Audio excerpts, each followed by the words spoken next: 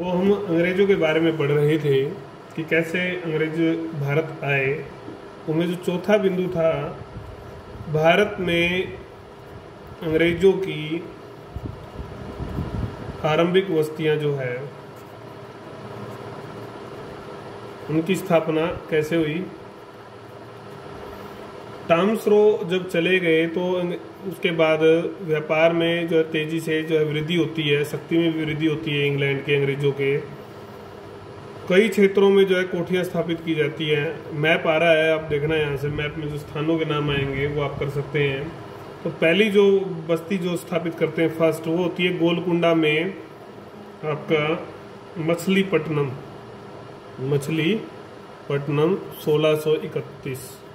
उसके बाद फिर आपकी हरिहरपुरा, बालासोर है आपका, यहाँ भी सफल हो गए। फिर चंद्रगिरी 1639 में, वहाँ पर शासक से बंदोबस्त प्राप्त कर जो है ना वहाँ पर भी इन्होंने शुरुआत कर दी। इसी स्थान पर जो चंद्रगिरी का जो स्थान है, सेंट जॉर्ज किला बनाया गया। सेंट जॉर्ज किला जो है स्थापित किया गया। इसी को आगे चलकर मद्रास का नाम जो है दिया गया था। यही वो स्थान था। यह स्थान भारत के पूर्वी तट पर जो है इनका केंद्र बना, पूर्वी तट केंद्र विशेष बना। ये समुद्र था यहाँ पर।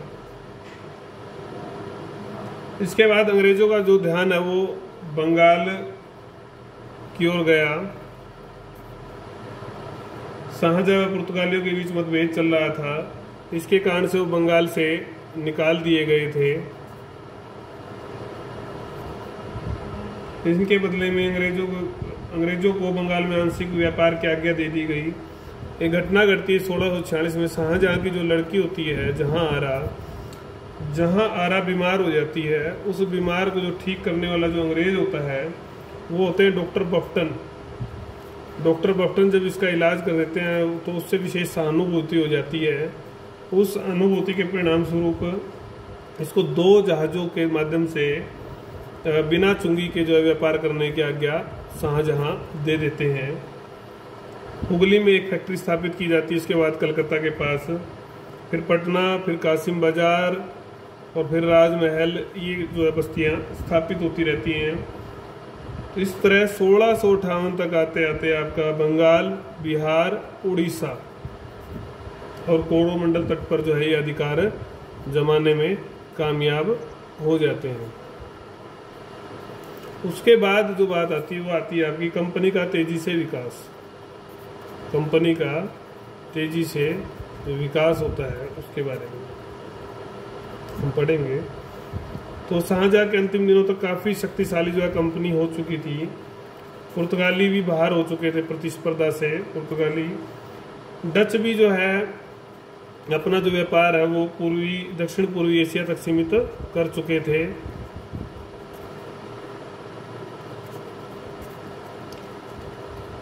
तो कुल मिलाकर 17वीं शताब्दी के उत्तरार्ध ब्रिटेन की सरकार ने भी जो है ज़्यादा ध्यान देना जो है शुरू किया। सहायता की। चार्ल्स द्वितीय का जो शासनकाल था, आर्थिक सहायता दी गई और एक विशेष चार्टर जो है आपका जारी किया गया, अधिकार पत्र जारी किया गया, अधिकारों में वृद्धि कर दी गई।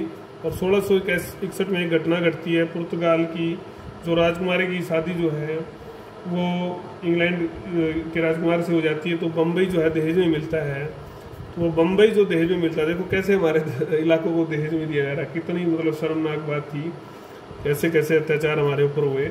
1668 में 10 पाउंड वार्षिक किराए पर जो है इसने एक प्रकार से नाम मात्र किराए पर जो है कंपनी को ये दे दिया। तो ये पश्चिमी तट का जो है महत्वपूर्ण जो स्थान अंग्रेजों के लिए हो गया। यहाँ पर काफ़ी जहाज इकट्ठे जो है खड़े किए जा सकते थे। दिन प्रतिदिन कंपनी शक्तिशाली हो रही थी। भारतीय उनकी समुद्री शक्ति का मुकाबला करने में असमर्थ थे।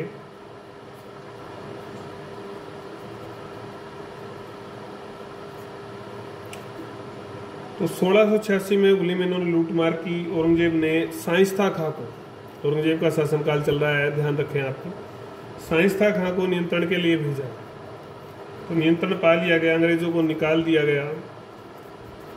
और जो इनके जो सूरत मछलीपट्टनम विशाखापट्टनम की जो फैक्ट्रियां थी उनको जो है कब्जे में ले लिया गया। अंग्रेजों के पास अब माफ़ी मांगने के अतिरिक्त और कोई जो है साधन नहीं था, विकल्प नहीं था। उन्होंने माफ़ी मांग ली और कहा कि भविष्य में ऐसी गलती नहीं करेंगे, और साथ में 1.5 लाख रुपए भी जो है जाने के रूप में दिए। युद्ध खर्चा जो हुआ, फैक्ट्रियां लौटा दी गई।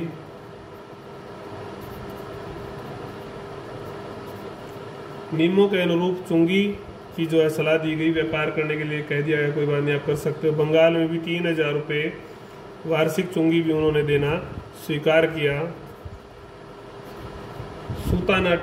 सूतानाटी में जो है एक फैक्ट्री इन्होंने लगाई। फिर इसी तरह से यहाँ पर इन्होंने कोर्ट जो है, फोर्ट जो है इनका, फोर्ट विलियम जो कोलकाता बना फिर आपका, इसकी स्थापना की। यहाँ पर किले का निर्माण किया इन्होंने। और 1699 में आकर सूतानाटी, गोविंदपुर और कोलकाता की जो जमींदारी है इन्होंने खरीद ली। वो जमींदारी इनको केवल 1300 रुपये में मिली थी। 1300 रुपये इनको वार्षिक देने थे और वहाँ के सारे अधिकार इनको मिल गए। कलकत्ता की नींव थी। पहला जो गवर्नर यहाँ का बना वो सर चार्ल्स आयरटूट थे। तो काफ़ी मृत्यु तक जो है काफ़ी शक्ति जो है कंपनी ग्रहण कर चुकी थी। 1717 के बाद तो काफ़ी जो है कंपनी की स्थिति मजबूती आई। इसका कारण हम पढ़ चुके हैं कि राजनीतिक जो परिस्थितियां थी, जो उत्तराधिकार की समस्या थी, कई जो स्थिति थी वो मुगल दरबार की वो कमज़ोर हो गई थी, अच्छी नहीं थी। तो उसके कारण से इनको काफ़ी लाभ इन्होंने मिला। 1714 तक ऐसे ही चलता रहा। 1714 में फरुखसियर से जो है एक विशेष दूत जो है मिलता है मुगल सम्राट से, और इन्होंने कहा कि 1690 की संधि के अतिरिक्त पूर्व बंगाल की व्यापार की जो आज्ञा है उसमें लेने में ये सफल रहे। पहले भी शर्तें मान ली गई और एक नई चीज़ जो है जोड़ के ले गए कि बंगाल में भी हमें व्यापार करने की आज्ञा दे दी जाए। तो कलकत्ता के आसपास की जो क्षेत्र की जो भूमि थी इनको किराए पर मिल गई। उसके बाद जो इनका अभियान होता है वो होता है सूरत में। सूरत में 10,000 रुपये के बदले जो है कर मुक्त व्यापार की जो है आज्ञा ले लेते हैं। एक फरमान जारी करवा देते हैं शासक से, जिसके अनुसार बम्बई में जो ये सिक्के बनाते थे वो पूरे राज्य में, पूरे देश में अब चल सकते थे। ऐसा फरमान ये शासक से जारी करवा लेते हैं, वैध घोषित करवा लेते हैं। 1739 में मराठों के साथ भी कंपनी का टाई अप हो जाता है, समझौता हो जाता है। तो उसके बाद इस क्षेत्र में भी ये व्यापार के अधिकार पा जाते हैं, वहाँ पर भी संधि कर ये व्यापार की आज्ञा इनको मिल जाती है। इसके बाद वे भारतीय राजनीति में हस्तक्षेप करना जो है शुरू कर देते हैं। हालांकि बंगाल के जो अली वर्दी खां हैं उनको इस बात का पता होता है, तो वो इनको ज़्यादा महत्व नहीं देते और इनको पछाड़ते हैं, इनको वो नियंत्रित रखते हैं इनकी शक्ति को। इसके कारण संबंध ज़्यादा अच्छे नहीं थे। तो कुल मिलाकर 1750 तक कंपनी एकाधिकार जो है, अन्य शक्तियाँ जो चली गई थी तो एकाधिकार बनाने में जो है कामयाब रही, लेकिन राजनीतिक क्षेत्र में इसकी पहचान नहीं बनी थी। आयात निर्यात की अगर हम बात करें तो भारत से ये कपड़ा, आपको पता ही, गरम मसाले, नील, अफीम, ये इत्यादि जो है आयात करते थे। तो निर्यात की बात करें तो पारा, सिक्का, सोना, चांदी, ये जो है सब निर्यात होता था। तो ये व्यापार कुल मिलाकर भारतीयों के लिए ज़्यादा लाभदायी था। व्यापार की बात करें उस समय भारतीयों के लिए बहुत ज़्यादा लाभदायी ये व्यापार रहा, क्योंकि हमें बहुत सारा सोना चांदी इससे मिला। अब हम बात करते हैं कंपनी का प्रशासन। कंपनी का प्रशासन कैसा था? एक आंतरिक प्रशासन था, एक बाह्य प्रशासन था। आंतरिक प्रशासन की हम बात करते हैं पहले। तो एक कंपनी जो है गवर्नर जो द्वारा जो है सारा मामला निर्देशित होता था। उसकी सलाह के लिए 24 सदस्यों की कमेटी थी। गवर्नर, उप गवर्नर, सदस्यों की जो नियुक्ति थी वो सम्राट करता था। बाद में कंपनी के सदस्यों की संख्या बढ़ने लगी तो चुनाव जो है किया जाने लगा।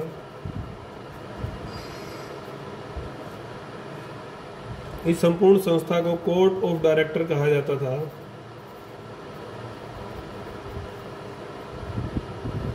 200 सदस्य बनने के लिए, किसी को भी इसका सदस्य बनना था, 202 पौंड वार्षिक जो है एक प्रकार से सदस्यता की फीस लगा लो आप, देनी पड़ती थी। 1600 में जो है कंपनी को अधिकार मिला था 15 वर्ष के लिए, लेकिन अब इसको बढ़ा कर जो है बाद में 20-20 वर्षों के लिए इसको बढ़ाया गया और ये काम जो है 1857 तक चलता रहा। कंपनी को युद्ध, संधि, कई प्रकार के जो है अधिकार प्राप्त थे। यह आंतरिक प्रशासन। अब बात आती है बाह्य प्रशासन, फैक्ट्रियों का प्रशासन। जो दूसरा मामला है वो है आपका फैक्ट्रियों का प्रशासन। फैक्ट्रियों में क्या होता था?